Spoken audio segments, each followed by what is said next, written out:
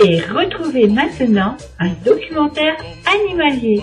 Présenté par Arlène et Manu.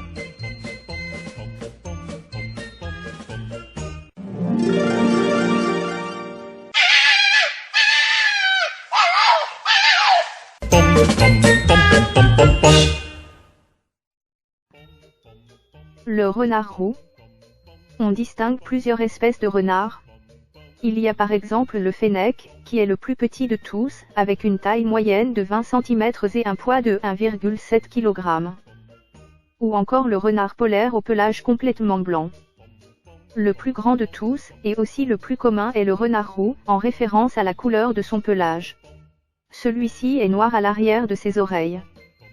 Le renard roux n'a pas bénéficié d'une réputation glorieuse à une époque et a même été classé comme nuisible. Il joue pourtant un rôle crucial pour l'environnement. Cet animal qui vit la nuit participe à la réduction des micromammifères comme les rongeurs qui détruisent les cultures agricoles. Fascinant, le renard roux n'a pas fini de révéler tous ses secrets. Description physique du renard roux. De son nom latin Valpis valpis, le renard roux est un mammifère à mi-chemin entre le loup et le chien. Il n'est pas très grand et a une hauteur de 35 à 40 cm au garrot pour un poids moyen de 7 kg environ. Son corps allongé se termine par une longue queue duveteuse dont l'extrémité est de couleur blanche. Le renard roux possède aussi un crâne allongé et étroit avec un museau long, mais fin pourvu d'une truffe de couleur sombre. Il se distingue par ses oreilles mobiles et triangulaires, portées haut et qui pointent. Celles-ci sont garnies de poils à l'intérieur. Les yeux quant à eux vont du jaune ambre à vert. Une autre particularité du renard roux repose sur son pelage. Soyeuse, douce et dense, la fourrure est aussi longue. Elle est rousse bien évidemment, mais d'autres couleurs peuvent exister en fonction des sous-espèces.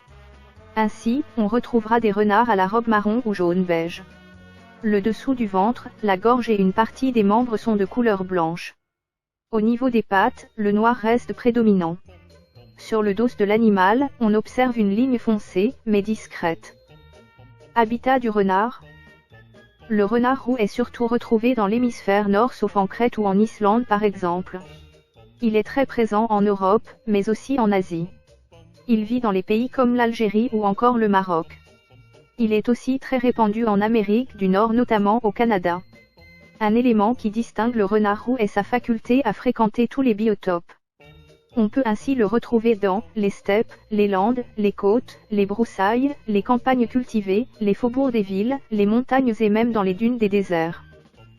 Le renard roux vit dans un terrier avec sa famille. Il ne s'éloigne pas beaucoup de son lieu de vie, sauf pour chasser. Mode de vie du renard.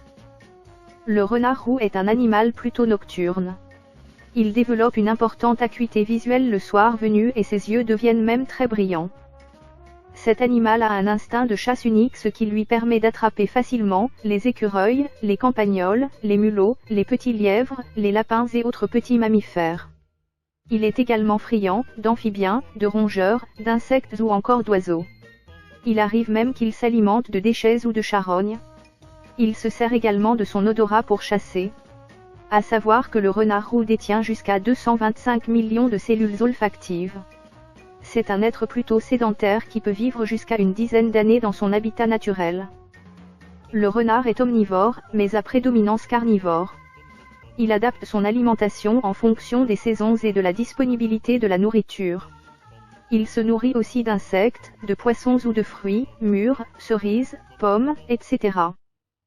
Sa reproduction. Les renards se reproduisent à l'âge de 10 mois. La saison de reproduction s'étend de janvier à février. Le renard parcourt souvent de longues distances à la recherche d'une femelle qu'il repère par les cris qu'elle émet et en flairant les marques laissées par elle. La gestation dure environ 50 jours et la renarde met bas dans un terrier.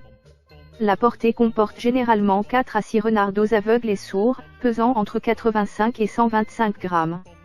Ceux-ci sont allaités exclusivement pendant 3 semaines, puis commencent à manger de la viande que leur apportent leurs parents, pour être complètement sevrés vers 9 semaines.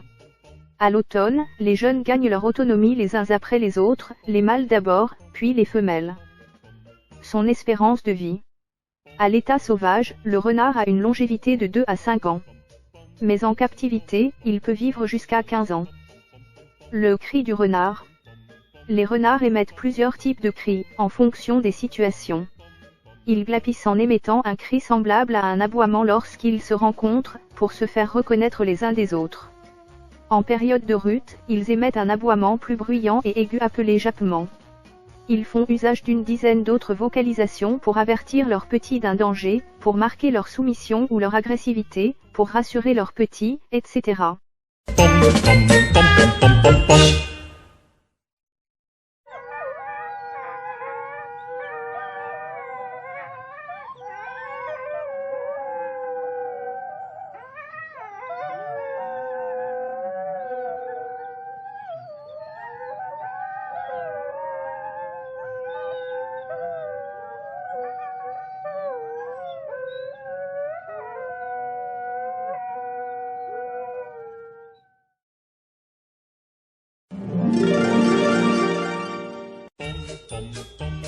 Vous venez d'écouter la chaîne des bons trucs. Présenté par Arlène et Manu.